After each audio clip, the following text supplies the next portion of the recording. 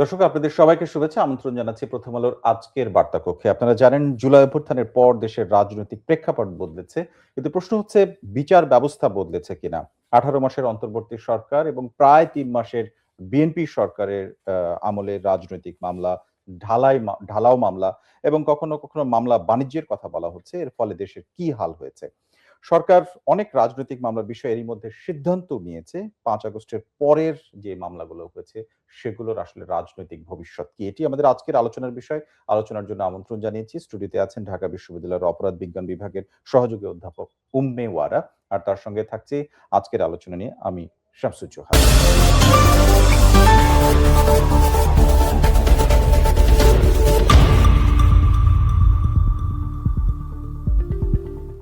দর্শক সরাসরি চলে যাচ্ছি আজকের বার্তা কক্ষের আলোচনায়। জুলাই অভ্যুত্থানের পর হওয়া রাজনৈতিক মামলাগুলোর ভবিষ্যৎ কি? এটি জানার চেষ্টা করব। আ আমন্ত্রণ জানাচ্ছি ঢাকা বিশ্ববিদ্যালয়ের অপরাধ বিজ্ঞান বিভাগের সহযোগী অধ্যাপক উম্মে ওয়ারাকে। আপনাকে স্বাগত। ধন্যবাদ। আ যেটি আমি শুরুতে বলছিলাম যে ৫ আগস্টের পর যে সমস্ত মামলা হয়েছে তার ভবিষ্যৎটা জানবো। কিন্তু রাজনৈতিক বিবেচনায় মামলা, তারপরে মামলা বাণিজ্য এবং ঢালাও মামলা এই ৩ টি কথা তো খুবই শোনা যায়। কিসের বিবেচনায় আমরা মনে করি যে এটি রাজনৈতিক মামলা এবং এটি কে নির্ধারণ করেন? এবং এর মাধ্যমে এই মুহূর্তে যেটি সবচেয়ে বেশি আলোচনা হচ্ছে শত মামলা এবং হাজার হচ্ছেন আসামি। এটা আগের মতই থেকে গেল কিনা? ধন্যবাদ আপনাকে। এটা খুব গুরুত্বপূর্ণ একটি বিষয় এবং আমরা কয়দিন ধরেই এটি নিয়ে হুম, আলোচনা করছি।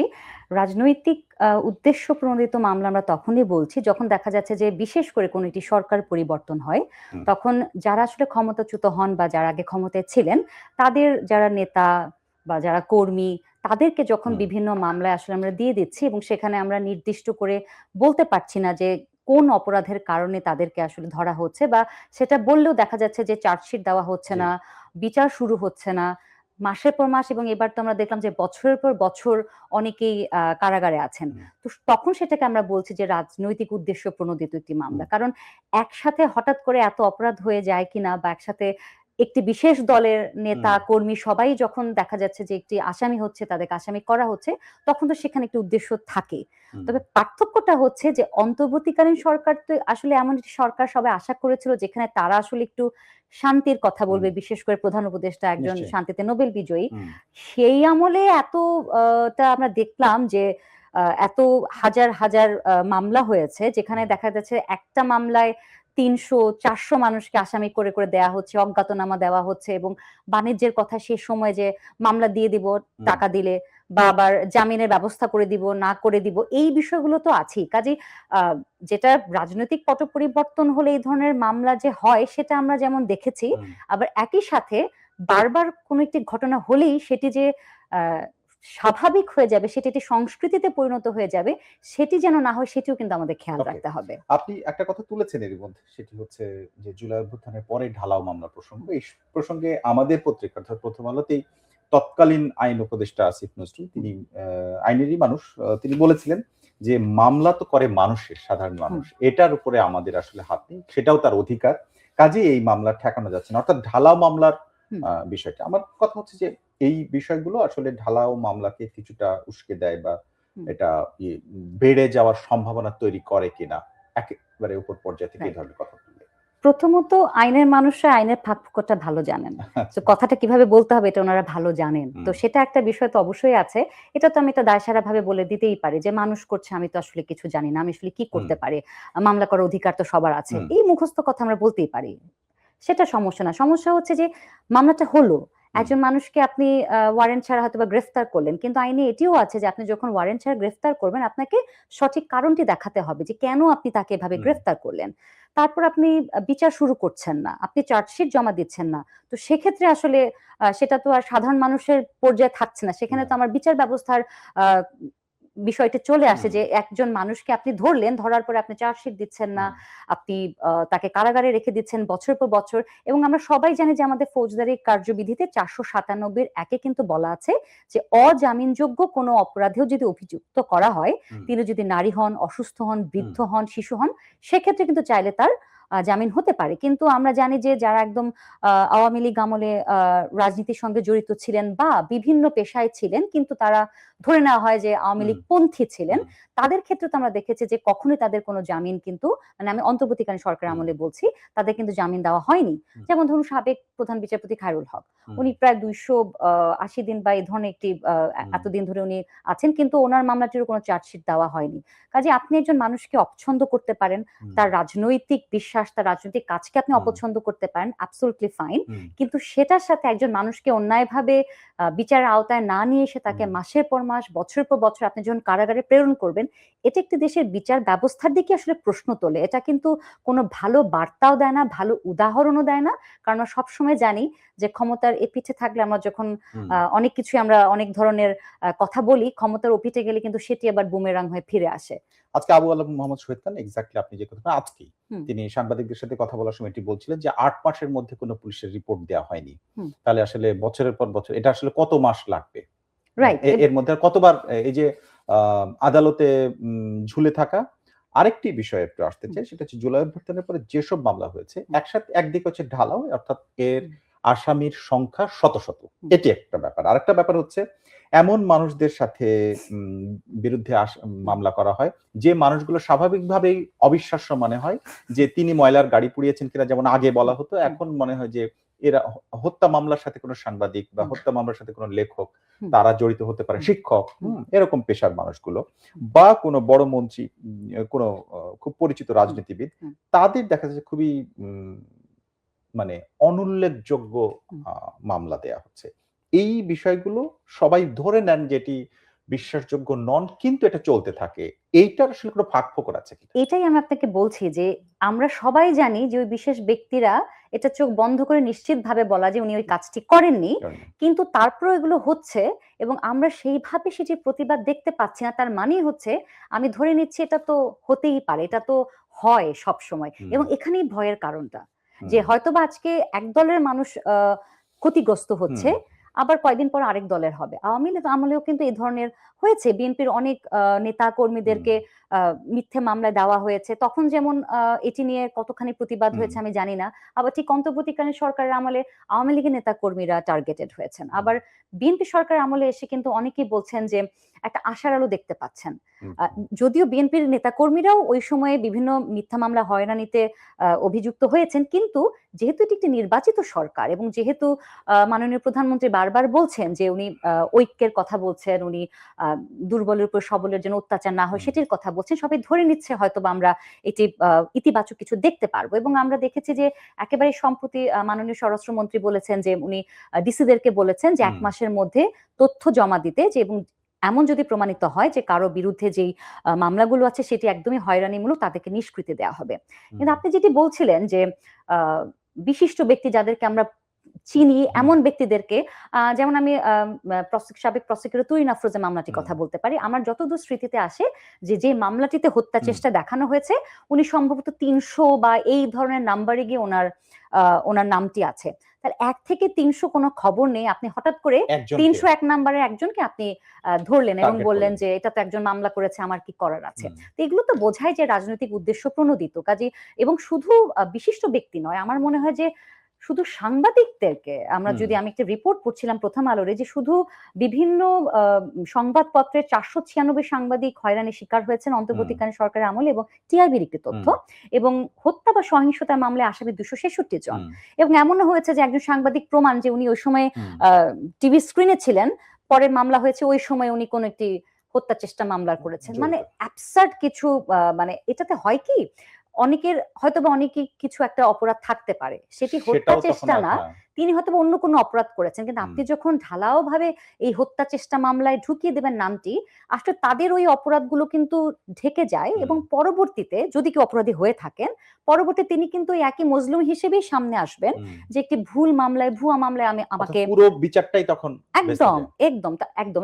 সেজন্য আমার মনে হয় কেউ যদি কোনো অপরাধ করে থাকেন তাকে সেই মামলায় প্লিজ ধরেন, সেই মামলায় মামলা দেন, সেই মামলায় তার বিচার করেন, কোনো অসুবিধা তো নাই। একটা রেজিম চেঞ্জ হয়েছে, সেখানে আপনার বিভিন্ন ধরনের দুর্নীতির ব্যাপার থাকতে পারে, বিভিন্ন ধরনের অপরাধ থাকতে পারে, যদি সেটাতে কারো সংশ্লিষ্টতা থাকে আপনি সেই স্পেসিফিক সেই মামলাটি করুন। এবারে আসি, আপনি একটা বিষয় বলেছেন যে বিএনপির গভর্নমেন্ট আসার পরে বিএনপি কিছু পরিসংখ্যান সামনে এনেছে এবং তাদের নেতা এবং কর্মীরা ২০০৭ সাল থেকে কি, কি মামলায় তার একটা সংখ্যাও তারা প্রকাশ করেছে।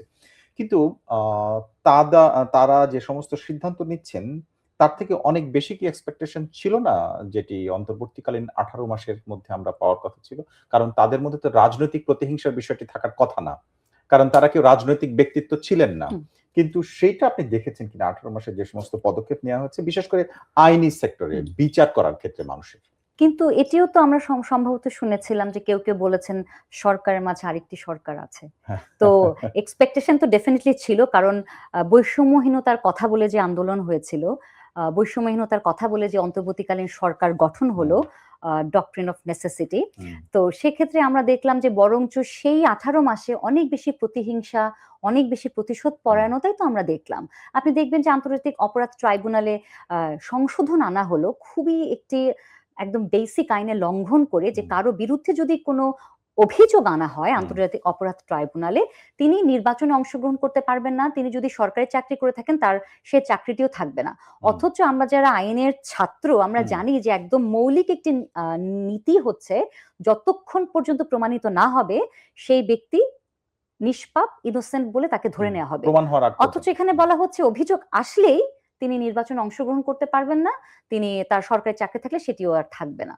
এটা তো একটা একেবারে, তো আপনি তো বলছেন যে আমরা জানি যে আইনের প্রায় ৩, ৪, ৫ জন মানুষ তো উপদেষ্টা মন্ডলীর সদস্য ছিলেন। তো সেটি আমি বলছিলাম যে আপনি আইনে থাকলে হয়তোবা আপনার সেটাকে মিসইউজ বা প্যাচ গুলো বোঝা, মিসইউজ করা বোধহয় অনেক বেশি সহজ হয়ে যায়। আরেকটা বিষয়, আপনি যেহেতু এই প্রসঙ্গটা উঠালেন যে অন্তর্বর্তী সরকারের আমলের অ্যামেন্ডমেন্টটা যেটি পরবর্তীতে আইনে পরিণত হয়েছে। এখন প্রশ্ন হচ্ছে গুমকে মানবতা বিরোধী অপরাধের অন্তর্ভুক্ত করা হয়েছে। এটা একটি। আরেকটি হচ্ছে রাজনৈতিক দলের বিচারের বিধান সংযুক্ত করা হলো। তাই তো? আরেকটি হলো জুলাই গণঅভ্যুত্থানের বিচার যাতে দ্রুততম সময়ের মধ্যে করা যায়। আপনার মনে হয় কিনা যে এগুলো এইরকম অভিযোগ কোন মিডিয়াতে আসছে, সোশ্যাল মিডিয়া সহ, এবং আপনার মনে হয় এটা সুযোগ থাকছে কিনা যে আওয়ামী লীগকে বা কোন দলকে টার্গেট করে এই আইনগুলো সংশোধন করা হচ্ছে? এরকম আপনার কাছে মনে হয় কিনা? আচ্ছা, এখন যেহেতু আওয়ামী লীগ প্রায় ১৬ বছর ক্ষমতায় ছিল এবং গুম খুনের ঘটনা তো ঘটেছে, যেহেতু এরপরে পট পরিবর্তন হয়েছে, ডেফিনিটলি গুমকে আপনি মানবতা বিরোধী অপরাধের মধ্যে আনতে পারেন, সেটা ইন্টারন্যাশনালি আমরা দেখেছি। কিন্তু আপনি যেটা বললেন যে এখন আওয়ামী লীগকে টার্গেট করে এটা করা হচ্ছে কিনা, এটা যদি আমি বলি যে না, এটা একটা ভুল কথা বলা হবে। কিন্তু আমি আশা করব যে এগুলো আন্তর্জাতিক অপরাধ ট্রাইব্যুনালে গুমকে যেমন নিয়ে আসা হয়েছে, এটি সংগঠনকে বিচার করা যাবে, এটি যেন থাকে। কারণ এটি থাকলে তাহলে হবে কি, যে পরবর্তীতে অন্যান্য কোনো সরকারও যদি গুমের মতো একটু অপরাধ করে থাকেন, বা কোনো সংগঠন যদি কোনো সন্ত্রাস বিরোধী কাজ, সন্ত্রাসী কোনো কর্মকাণ্ড করে থাকেন, তাহলে সেটি যেন সবার ক্ষেত্রে প্রযোজ্য হয়। তাহলে সেটি তখন মনে হবে যে এটি শুধুমাত্র একটি দলকে কেন্দ্র করে হয়নি, এটি সব সময়ের জন্যই আছে। জি। এবারে তাহলে আরেকটি প্রসঙ্গতে এসেছে, আপনি জানেন নিশ্চয়ই যে বহুল আলোচিত যে ২৪ এর গণহত্যার জন্য যদি আওয়ামী লীগকে ব্যান করা হয়, যে এইটা একটা অভিযোগ তোলা হয়। কিন্তু তাহলে ৭১ এর গণহত্যার জন্য জামাতকে কেন ব্যান করা হবে? এই প্রশ্ন উঠেছে এবং এটা খুবই আলোচনার মধ্যে আসে। তো মিয়া গোলাম পরোয়ার জামাতের থেকে তিনি বলেছেন, এক ধরনের ওকালতি করেছেন যে তখনকার জামাত অর্থাৎ ১৯৭১ সাল বা তার আগের জামাত আর এখনকার জামাত ইসলামে এক নয়। মানে এইটা আইনি জায়গায় আসলে গ্রহণযোগ্য কিনা?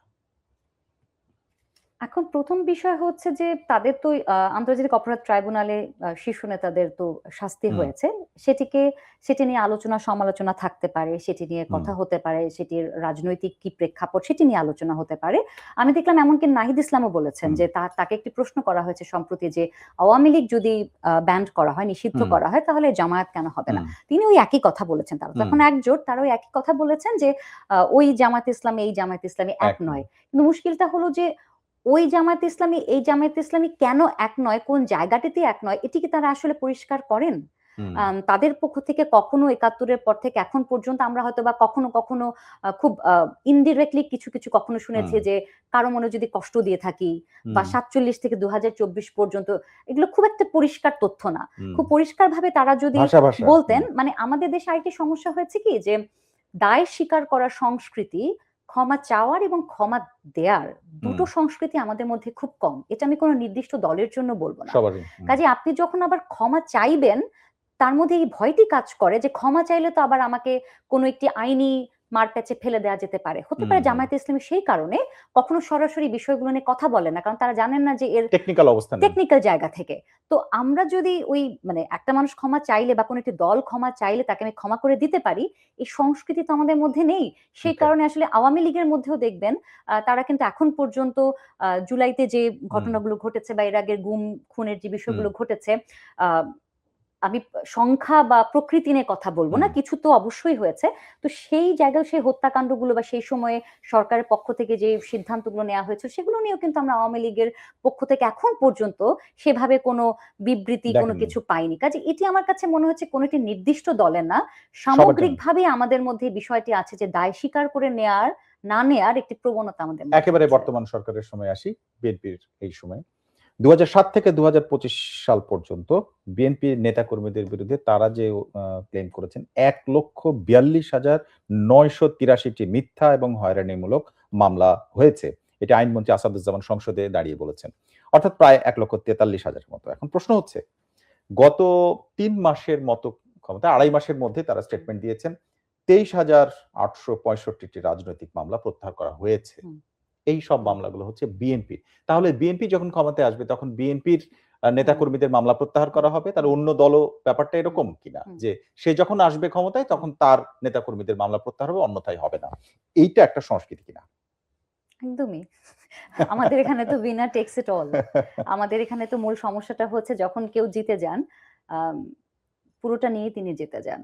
আমরা যখন ক্ষমতার এই পারে থাকি, আমরা ক্ষমতার ওই পারের মানুষগুলো একেবারে মাথা নিচু করে হেঁটে চলে যান। আর যিনি ক্ষমতায় থাকেন তিনি সব সিদ্ধান্ত নেন। এবং এই কারণেই আমরা ক্ষমতার বাইরে যেতে চাই ব্যাপারটা না। ২০০৮ সালের মতো হয়ে যাচ্ছে কিনা? ২০০৮ সালের নির্বাচনের সময় সেই সময়ের আওয়ামী লীগ ক্ষমতায় আসার পরে তাদের যে সমস্ত মামলা ছিল হ্যাঁ, সব বলা হলো হয়রানিমূলক এবং রাতারাতি একদমই, প্রত্যাহার করা হলো। একদমই। তো এইজন্যে হয় কি আমরা ক্ষমতার বলয় থেকে যেতে চাই না। আমাদের ভয় থাকে আমি যখনই এই পার থেকে ওই পারে যাব, আমার জন্য একটি বিভীষিকাময় অবস্থা দাঁড়িয়ে আছে, অপেক্ষা করছে। আবার যখন অনেকদিন পরে আমি আসি, আমিও তখন আসলে সবকিছু গোগ্রাসে একটু মানে মনে হয় যেন নিয়ে নিতে চাই। এইটার কারণে আমার মনে হয় আমাদের সামগ্রিক যে রাজনৈতিক যে সংস্কৃতি, যে উইনার টেকস ইট অল না হয়ে আমরা সবাই মিলে কিভাবে একটি সহাবস্থানে থাকতে পারি, সেটির প্রতি একটু চর্চা করা দরকার। এবং আমি মনে করি বিএনপি এখন একটি খুব ভালো অবস্থানে আছে এই সংস্কৃতিটিকে শুরু করবার জন্য। কারণ আপনি দেখবেন যে আওয়ামী লীগ এবং জামায়াতে ইসলামের মধ্যে একটা এমন এক ধরনের পরিস্থিতি মনে হয় যেন একটি দল ক্ষমতায় থাকলে আরেকটি দলের কোনো চিহ্ন থাকবে না। দুই দিক থেকেই বলছি। কিন্তু আমার কাছে মনে হচ্ছে বিএনপি একই সাথে যেমন জামায়াতে ইসলামের সাথে প্রায় ৩০ বছরের একটি রাজনৈতিক কোয়ালিশনের যেমন একটি ইতিহাস রয়েছে, ঠিক একইভাবে বিএনপি মুক্তিযুদ্ধকেও ধারণ করে। বিএনপি এবার যেটি বললাম যে মাননীয় প্রধানমন্ত্রী বিভিন্নভাবে ঐক্যর কথা বলেছেন, সমতার কথা বলেছেন। আপনি আইন পরিবর্তনের কথা বলছেন কোন কারণে? মানে এই বিষয়টি শুধু আইন পরিবর্তন না, মানে আমি বলছি টোটাল আমাদের রাজনৈতিক সংস্কৃতি। মানে ধরেন আপনি যদি এখন আওয়ামী লীগকে নিষিদ্ধ করা হয়েছে, সেটি একটা আইনের মাধ্যমেই হয়েছে বা আন্তর্জাতিক অপরাধ ট্রাইব্যুনালের শীর্ষ নেতাদের বিচার হয়েছে, সেটি তো একটা আইনি প্রক্রিয়া আছেই। কিন্তু তার বাইরেও এই যে আমি থাকলে আর কেউ থাকতে পারবে না, এই জায়গাটা আমার কাছে মনে হয় যে আরেকটু সহনশীল হয়ে আরেকটু আমরা যদি সবার কথা ভাবি, কারণ আওয়ামী লীগকে আপনি নিষিদ্ধ করেছেন, আওয়ামী লীগের যারা সমর্থক আছেন, কর্মী আছেন, তারা তো আসলে এখনো এই দেশের নাগরিক। আপনি বলছেন যে তারা যেমন ইমি মেটির কথা আমরা সবাই জানি যে ৭ই মার্চের ভাষণ দেওয়ার পরে তাকে প্রায় ২ মাস আটকে থাকতে হলো। এটা তো আসলে আমাদের জন্য খুব স্বস্তিকর কোনো বার্তা দেয় না। কারণ আমাদেরকে তাহলে একটু রিভিজিট করতে হবে যে ৭ই মার্চের ভাষণ কি আসলে আওয়ামী লীগের কাজ নাকি ৭ই মার্চ আসলে আমাদের জাতীয় কোনো একটি ভাষণ? কারণ যদি এটি আওয়ামী লীগেরই হয় তাহলে তো আওয়ামী লীগ যেটি সবসময় বলে যে মুক্তিযুদ্ধ পুরোটাই আওয়ামী লীগেরই কৃতিত্ব, তাহলে তো তার মানে সেটি প্রমাণিত হয়। আর যদি আপনি মনে করেন যে ৭ই মার্চের ভাষণ এটা আমাদের সবার একটি জাতীয় ভাষণ এবং ৭ই মার্চের সেই ভাষণে সবারই অংশীদারিত্ব আছে, তাহলে তো সেটা অপরাধ হওয়ার কথা না। এই জায়গাগুলো আমার মনে হয় একটু ক্লারিফিকেশনের প্রয়োজন আছে যে আওয়ামী লীগের কার্যক্রম বলতে আসলে আমি কোন তাহলে কার্যক্রমগুলোকে এখন বোঝাচ্ছি। এভাবেই আসে যে আমরা যেটি নিয়ে শিরোনাম নিয়ে আলোচনা শুরু করেছিলাম ৫ই আগস্টের পরের যে মামলাগুলো হয়েছে, যে সমস্ত মামলা বিশেষ করে ঢালাও মামলা অর্থাৎ যাদের আসামির সংখ্যা শত শত, সেই সমস্ত মামলায় আওয়ামী লীগ এবং সংশ্লিষ্ট মানুষদের নামেই এই মামলাগুলো করা হয়েছিল এবং এই মামলাটা করা খুব সহজ ছিল বা এখনো অনেক ক্ষেত্রেই আছে। এই রাজনৈতিক মামলা এটা কি বিবেচনায় যে এই যে বিএনপি যেগুলো বলা হচ্ছে যে 23 থেকে 24,000 মামলা উইথড্র করেছে, এগুলোর ব্যাপারে কি বিএনপি স্টেপস নিবে? বিএনপি এগুলো কি চিহ্নিত করবে রাজনৈতিক মামলা কিনা? বিএনপি কি করবে নাকি কে করবে এটা যে এই মামলাগুলো উইথড্র করা উচিত আর এগুলো করা উচিত না, চালিয়ে যাওয়া উচিত? এই রাইট। সিদ্ধান্ত কে নেবেন? হ্যাঁ, এখন যেহেতু বিএনপি ক্ষমতায় আছে, আমাদের সমস্ত এক্সপেকটেশনস কিন্তু আসলে বিএনপি সরকারের উপরে। হুম, কিন্তু দেখেন, প্রত্যেকটা সমস্যা কিন্তু করে গেছে অন্তর্বর্তীকালীন সরকার। হুম, এবং সেই সরকারের যত মানে অনৈতিক এবং মানে অদ্ভুত কিছু সিদ্ধান্ত তারা নিয়েছেন, হুম। সেটির কুফল কিন্তু আমি বলব ভোগ করছে বিএনপি। বিএনপি তো আমলে তো এই মামলাগুলো হয়নি। না, মামলাগুলো মামলা আগে হয়েছে হয়েছে বেশিরভাগ। অন্তর্বর্তীকালীন সরকারের জি। আমলে বেশিরভাগগুলো। হুম, এবং শুধু এই নয়, আমরা সম্প্রতি হামের বিষয় নিয়ে দেখেছি হুম, যে কি পরিমাণ একটা দুর্যোগ হুম, পরিস্থিতি তৈরি হয়েছে। আমরা হুম, হ্যাঁ ভোটের জন্য কোটি, কোটি টাকার যে বাংলাদেশ ব্যাংক থেকে দেওয়ার কথা হচ্ছে, এই ধরনের বিভিন্ন দুর্নীতি আমরা দেখেছি, যেটি করে গেছে অন্তর্বর্তীকালীন সরকার, কিন্তু সেটি পুরোটা এসে পড়েছে কিন্তু হুম, বিএনপি সরকারের উপরে। কাজেই ডেফিনিটলি যেহেতু সরকারের কাছেই আমাদের সমস্ত আশা আকাঙ্ক্ষা থাকে হুম, সাধারণ জনগণের ভোটে তারা 2/3 হুম, মেজরিটি নিয়ে নির্বাচিত হয়েছেন। জি। ডেফিনিটলি এখন বিএনপিকে এই বিষয়গুলো ভাবতে হবে, যেটি একটি আমি বললাম যে ইতিবাচক দিক, যে মাননীয় স্বরাষ্ট্রমন্ত্রী বলেছেন যে ১ মাসের মধ্যে একটু তথ্যগুলো দিতে, যেখানে হয়রানিমূলক এবং মামলা তিনি আছে এটাও কিনা। বলেছেন রাজনৈতিক মামলায় যে মাস ২ এক আগেই বলেছেন রাজনৈতিক মামলা সব প্রত্যাহার করা হবে সকল বিবেচনায়। এটি একটা পরিষ্কার একদমই, কথা। একদমই। তো এটি যদি আসলে হয়, তাহলে হয়তোবা অচিরেই যারা একেবারেই মানে কোন ধরনের আইনি প্রক্রিয়ার মধ্যে না গিয়েও বছর পর বছর হুম। ধরে কারাগারে আছেন, তাদের জন্য হয়তোবা একটা মুক্তি তাহলে মিলবে। একটা প্রশ্ন করি, যে মামলাগুলোর বিচার চলছে, আ জামিনের ক্ষেত্রে আমরা জানি যে বয়স হুম, হিসেবে, হুম, নারী হুম, বা পুরুষ হিসেবে, কখনো, কখনো অসুস্থতার বিবেচনায়, এই সমস্ত বিবেচনায় হুম, জামিন একটা স্বাভাবিক অধিকার। জি, কিন্তু মামলা চলতে পারে। কিন্তু মাসের পর মাস কোন ক্ষেত্রে বছরের পর বছর ধরে অনেক মামলা হুম, চলছে। এই জামিনগুলো চলছে না। যেই জামিনগুলো আপনি জানেন যে রাজনৈতিক বিবেচনায় যে সমস্ত মামলা হয়েছে বলা যেতে পারে বা অনেকে ক্লেইম করছেন, হুম, সেই মামলাগুলোর থেকে আমরা একটু ব্যতিক্রম দেখেছি। বিএনপি সরকার ক্ষমতায় আসার পরে আ সাবেক স্পিকার শিরীন শারমিন হুম, চৌধুরীকে হুম, আটক করা এবং তুলনামূলক কম সময়ের মধ্যে তার জামিন হয়েছে। হুম, কিন্তু হুম, আগেরগুলো হুম, জামিন হয়নি। হুম, এখানে হুম। আসলে সমস্যাটা কোথায়? এখানে কে উদ্যোগ নিতে পারে? মানে জামিন হওয়া উচিত না ওগুলো নাকি আ না, আসলে এটা ওভাবে তো বলা যাবে না। কিন্তু আপনি হ্যাঁ, যেটি বললেন যে আমাদের ফৌজদারি কার্যবিধিতেই বলা আছে ৪৯৭ এর ১ এ, যে অজামিনযোগ্য যদি হয় হুম, অভিযোগটি, তারপরেও বিশেষ বিবেচনায় নারী, শিশু, বৃদ্ধ, অসুস্থ, হুম, সেক্ষেত্রে কিন্তু চাইলে জামিন পাওয়া যায়। এখন এটা ওই যেই কোর্টে যাচ্ছে, এটা একেবারে তার ডিসক্রিশন। তিনি আচ্ছা, যদি মনে করেন, তিনি ডেফিনিটলি জামিন দিতে পারেন। বাট আমি যেটা বললাম যে অনেক জায়গায় দেখা যাচ্ছে যে অনেক অসুস্থ ব্যক্তি, হুম, আমি সাবেক প্রধান বিচারপতি খায়রুল হুম। হকের কথা বললাম, তুহিন আফরোজ বা এরকম আরো অনেকে আছেন। আমি একজনের কথা আজকে বলতে পারি, আজকে ৮৪ বছর বয়সে মারা গেলেন সাবেক গৃহায়ণ ও গণপূর্তমন্ত্রী ইঞ্জিনিয়ার মোশাররফ হোসেন। জি। তিনিও প্রায় একটা লম্বা সময় হুম, উম আটক ছিলেন। একদম, এবং একদম। তারপরে হয় কি এই আটক অবস্থায় তার ৮৪ বছর বয়স, স্বাভাবিকভাবে কিছু অসুস্থতা থাকে। সেগুলো আসলে বিবেচনা করে জামিন অনেক সময় হয়। এরকম বয়সেও অনেকে আছেন। একদমই, সেটি তো করাই যায়। কারণ এটা আইনেই বলা আছে হুম, যে আপনি এটি করতে পারেন। কিন্তু আমরা তো আসলে সরাসরি এটি বিচার প্রক্রিয়াতে তো ইন্টারভেন করতে পারব না, হুম, হস্তক্ষেপ করতে পারব না। আমরা যেটা করতে পারি, এটা আমরা নিয়ে কথা বলতে পারি। এই যে আচ্ছা। আজকে আমরা কথা বলছি, হুম, আমরা যদি একটু লেখালেখি কথা বলি, আমার মনে হয় সেটিও সরকারের কাছে একটি বার্তা দেয় যে আসলে সাধারণ মানুষ কি চাইছে বা কি আশা করছে, বা বিচার ব্যবস্থার প্রতি সাধারণ মানুষের আশা আকাঙ্ক্ষা কি, সেটিও কিন্তু গুরুত্বপূর্ণ। কাজেই হুম। কথা বলাটা আসলে চালিয়ে যেতে হবে। সরাসরি বিচার ব্যবস্থা নিয়ে তো আসলে আমাদের কিছু করার নেই। যে সেটি একটা উদাহরণ দিতে পারি, আপনার জি। নিশ্চয়ই মনে থাকার কথা যে সাবেক পরিবেশ মন্ত্রী সাবের হোসেন চৌধুরী। হুম, হুম, আ তার জামিনটাও খুব দ্রুততম সময়ের মধ্যে হয়েছিল। পরিকল্পনা মন্ত্রী সাবেক পরিকল্পনা মন্ত্রী আব্দুল মান্নান তারটা হয়েছিল। আ সাবের হোসেন চৌধুরীর বিষয়ে যে একটা বিষয় আলোচনায় আসে যে আন্তর্জাতিক যোগাযোগ থাকার কারণে তাকে হয়। হুম, এইরকম হুম। বিষয় আসলে মানে না, এখন বিবেচনা যেটাই বললাম যে এটি এটা একেবারেই সেই আদালতের ব্যাপার তো, যে আ তিনি আসলে কাকে জামিন দিচ্ছেন, কাকে জামিন দিচ্ছেন না। এখন বাংলাদেশের সবকিছুই আসলে খুব পলিটিসাইজড হয়ে যায়। হুম। বাংলাদেশে আপনি পলিটিসাইজ বিশ্ববিদ কিংবা সরকারের দিক থেকে কোনো প্রভাব আসলেই থাকে বলে মনে হয় আপনার? এখন মানে যেটি বললাম যে আমাদের দেশে এইজন্যই তো আসলে মানে আমাদের জুডিশিয়ারি কতটা ইন্ডিপেন্ডেন্ট, জুডিশিয়ারি কত হুম, স্বাধীনভাবে কাজ করতে পারছে, সেগুলো নিয়ে তো আমরা বারবার কথা বলি। এখন যেকোনো ক্ষেত্রেই আপনি দেখবেন যে একটা রাজনীতিকরণের একটি প্রক্রিয়া দেখা যায়। হুম, এখন সরাসরি বিচার ব্যবস্থায় সরকারের হস্তক্ষেপ আছে, এই ধরনের কোনো মন্তব্য আমি করতে পারি না হুম, একজন নাগরিক হিসেবে। কিন্তু আমি বলব যে প্রত্যেকেই যেন মানে বিচার প্রক্রিয়াটি সবার জন্যই যেন সমান হয়, যেটি একজন নাগরিকের সাংবিধানিক অধিকার। সেই অধিকারের জায়গাটিতে আমার মনে হয় একটি সমতা থাকা প্রয়োজন। কারোর জন্য হচ্ছে, কারোর জন্য হচ্ছে না, কারোর জন্য দ্রুত হচ্ছে, কারোর জন্য হচ্ছে না। এটি আসলে একটি মানে সুষ্ঠু সমাজ ব্যবস্থা এটি হওয়ার কথা না।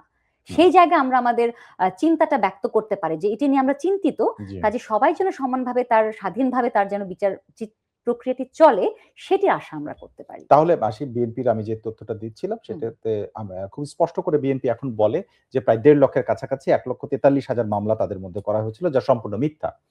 কিন্তু এখন আওয়ামী লীগ বা এদের বিরুদ্ধে কতটা মামলা হচ্ছে সেটাও সঠিক তথ্য সামনে আসে না। এইরকম ভাবে এমন কোন পরিবেশ হতে পারে কিনা যে আমাদের দেশে হয়রানিমূলক মামলা অথবা মিথ্যা মামলা অথবা ঢালাও মামলা এই জাতীয় বিষয়গুলো আর থাকবে না? এটা আসলে কোন অ্যামেন্ডমেন্টের মাধ্যমে হতে পারে, বা এটা আসলে নাকি রাজনৈতিক সদিচ্ছা দরকার, নাকি আসলে কার? এটি কিন্তু আইন আছে, আমি একটু বলি। যেমন মিথ্যা অভিযোগ দায়ের করলে তার শাস্তির বিষয় কিন্তু আমাদের দণ্ডবিধির ২১১তেই বলা আছে যে আপনি যদি কারো বিরুদ্ধে কোনো মামলা করেন যেটি মিথ্যা, তাহলে কিন্তু সেটি প্রমাণিত হলে আপনার ২ বছর পর্যন্ত কারাদণ্ড, অর্থদণ্ড বা উভয় দণ্ড হতে পারে। আর যদি খুবই গুরুতর কোনো মামলা হয়, গুরুতর অপরাধের জন্য আপনি কাউকে মিথ্যা মামলা দিয়ে থাকেন, তাহলে সেটি ৭ বছর পর্যন্ত যেতে পারে। কাজে আমাদের আইন কিন্তু আছে, আইন নেই সেটি নয়। এটা তো থামছে না। হ্যাঁ, তো বিষয়টা তো হচ্ছে সেটাই যে আমাদের আইন, আমাদের বিচার ব্যবস্থা এটিও একটি সমস্যা যে মামলার যে জট এবং এত মামলা, এই যে আপনি হয়রানির মামলা বলছেন হাজার হাজার হাজার হাজার, কাজে আপনি কখন তাকে তো আসলে কারাগার থেকে আগে বের হতে হবে, বের হয়ে তারপর তিনি একটি মামলা করবেন যে আচ্ছা এটি হয়রানি হয়েছে, কি হয়েছে না হয়েছে। এখন অনেকেই আছেন যে নিজের বাড়িতে থাকতে পারছেন না, অনেকে আছেন যে তাকে পালিয়ে থাকতে হচ্ছে, তার পরিবার সিকিউর ফিল করছে না। ওই জায়গায় গিয়ে আপনি আবার মামলা করবেন উল্টো, মানে গ্রাসরুটের সিচুয়েশনটা কিন্তু এখানে বসে আপনি বুঝতে পারবো না যে একেবারে ওই জায়গাগুলোতে কতখানি সহাবস্থান আছে বা নাই, বা সহিংসতা, প্রতিশোধ পরায়ণতা কতখানি কাজ করছে, সেটি নিয়ে আমাদের ডেফিনেটলি আপনি যেটি বললেন যে আমাদের অনুসন্ধানীমূলক রিপোর্ট করা উচিত, আমাদের লেখালেখি করা উচিত, তাহলে হয়তোবা কিছুটা চিত্র আমরা বুঝতে পারবো এর গভীরতা সম্পর্কে। তাহলে মানে এই যে জেল জুলুম, আমি আসলে কোনটা ছেড়ে অনেক প্রশ্ন, আরেকটা বিষয় বলতে হয়, সেটা হচ্ছে যে এই যে একটা মামলা শেষ হলো, হয়তো জামিনের কাছাকাছি চলে আসছে, জেল গেট থেকে তাকে আবার গ্রেপ্তার দেখানো হয়, মানে গ্রেপ্তার করা হয় না, গ্রেপ্তার দেখানো হয়। এই যে আরেকটা সংস্কৃতি, মানে এটা আবার মানে কোন ধরনের ব্যাধি, মানে এটা সমস্যাটার জায়গাটা কোথায়? এইটা তো আসলে ওই যে একই যে আপনি যে আমি প্রথম থেকে আমরা যেটি বলছি যে আমাদের আজকে মূল বিষয়টা হচ্ছে রাজনৈতিক হয়রানিমূলক যে মামলা, এটা তো সেটাই যে আপনি একটি জায়গা থেকে আপনি জামিন পেলেন, ঠিক সাথে সাথে আবার এটা সবচেয়ে আমি বলবো যে উদাহরণ হচ্ছে সাবেক মেয়র আইভি। তার ক্ষেত্রে আমরা দেখেছি বারবার উনি জামিন পাচ্ছেন, আবার তাকে নতুন কোনো মামলা দেয়া হচ্ছে। এটা তো আসলে রাজনৈতিক হয়রানিমূলক একটি মামলা। হয়রানিমূলক আরেকটা যেটি আমরা এর আগে আলোচনার মধ্যে বলেছি কয়েকজনের বিষয়, যেটা হচ্ছে সাংবাদিকদের দিনের পর দিন আটকে রাখা হয়েছে এবং তাদেরকে যখন বিশেষ করে ফারজানা রূপাকে ইঙ্গিত করে একটা বক্তব্য সামাজিক মিডিয়ায় এসেছে, আপনি দেখেছেন, মানে সেখানে আসামি হিসেবে না, নারী হিসেবে তাকে কটাক্ষ করা হয়েছে, এই ধরনের অভিযোগ এসেছে। এই যে বিষয়গুলো যেটা বিচার এর সাথে যারা যুক্ত তাদের ক্ষেত্রে যখন এই ধরনের অভিযোগ ওঠে, তখন আসলে এটা আরো ভয়ঙ্কর হয় কিনা, মানে এটা একটা সমস্যা, বড় সমস্যা হয়ে যায় কিনা? জি, এটা তো সবসময় আমার মনে হয় নারীরা, আমরা একটা শব্দ ব্যবহার করি ডাবল ভিক্টিমাইজেশন, মানে সবাই একটা গণহারে একটা কোন একটি বিষয়ে প্রভাবিত বা ইফেক্টেড হলেও নারী হিসেবে, শুধু নারী হওয়ার কারণে, সেটা আপনি সাইবার বুলিং বলেন, গতকালই আপনাদের এখানে আলোচনা হয়েছে, যে কোনো জায়গায় নারীকে আলাদাভাবে আরো বেশি এটি প্রভাবিত করে। যেমন আপনি যে উদাহরণটি দিলেন যে সম্প্রতি আমরা জানি যে ফারজানা রূপা, তার শাকিল উনি এবং মোজাম্মেল বাবু, ওনাদেরকে আন্তর্জাতিক অপরাধ ট্রাইব্যুনালে শাপলা চত্বরে যে হত্যার ঘটনাটি, সেটির জন্য তাদেরকে ডেকে আনার একটি কথা বলা হয়েছে এবং তাদেরকে সম্ভবত গ্রেফতার দেখানো হবে। কিন্তু আমি চিফ প্রসিকিউটর আমিনুল ইসলাম, ওনার প্রেস ব্রিফিংটি দেখছিলাম, যেখানে উনি বলছেন যে ফারজানা রূপা শার্ট প্যান্ট পরে রিপোর্টিং করছিলেন এবং উনি যেভাবে গিয়েছেন এটি কটাক্ষ করা হয়েছে একটি ইসলামপন্থী কোন একটি দলের কিছু মানুষকে মেরে ফেলা হয়েছে সেটিকে, এবং উনি শার্ট প্যান্ট পরেছেন, তার পোশাক আশাক, এই কথাগুলো উনি 2 থেকে 3 বার বললেন, যেটি আমাকে আসলে আরেকজন আইনের ছাত্র হিসেবে খুবই আহত করেছে। যে কারণ উনি একজন চিফ প্রসিকিউটর, উনি একজন সাধারণ মানুষ হলে আমি বুঝতাম যে আমরা যে কোনো বিষয় নিয়ে কথা বলতে পারি, শার্ট প্যান্ট পরে কোনো একজন সাংবাদিক, তিনি নারী হন পুরুষ হন, কোনো একটি তদন্ত করতে গেলে সেটি তো কোনো অপরাধ নয়। এবং যেই কারণগুলো মানে দেখানো পোশাক হচ্ছে কি পরে যাবেন সেটা তার ব্যাপার। হ্যাঁ। এক্স্যাক্টলি, এবং যে কারণগুলো দেখানো হচ্ছে তাদেরকে ডেকে আনার ক্ষেত্রে বলা হচ্ছে যে ওনারা যেই রিপোর্ট করেছেন সমীকরণ নামে একটি, সেখানে বলা হয়েছে এই ধরনের কোনো ঘটনা ঘটেনি, বা পররাষ্ট্রমন্ত্রী দীপুমণি, সাবেক পররাষ্ট্রমন্ত্রী দীপুমণির কথা বলা হয়েছে, তিনিও ডিনাই করেছেন। এগুলো হয়েছে ঘটনাটি ঘটার পরে।